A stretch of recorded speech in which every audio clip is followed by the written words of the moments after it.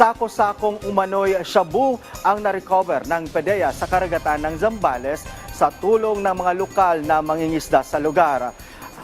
Pinagmulan umano ng mga ito, alamin sa report ni Isaiah Merafuentes.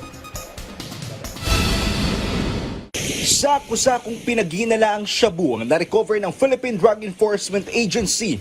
Nakita ang mga sako na palutang-lutang ng mga mangingisda sa dagat sa Masinloc, Zambales. Higit 1.5 bilyon ang halaga ng mga kontrabando. Nakalagay sa transparent vacuum sealed ang mga droga at saka isinilid sa mga sako. Labis ang pasasalamat ng PDEA sa mga mangingisda sa pagre-report sa otoridad.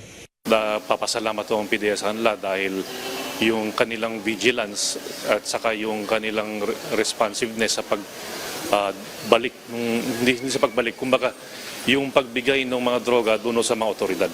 Inimbestigahan pa kung saan ang galing at kung sino ang may-ari ng mga kontrabando.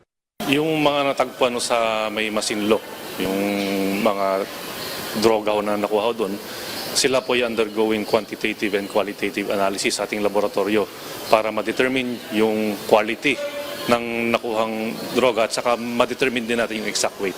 Pero kung pagbabasihan raw ang mga lagayan ng mga shabu, masasabing galing ang mga ito sa bansang Myanmar.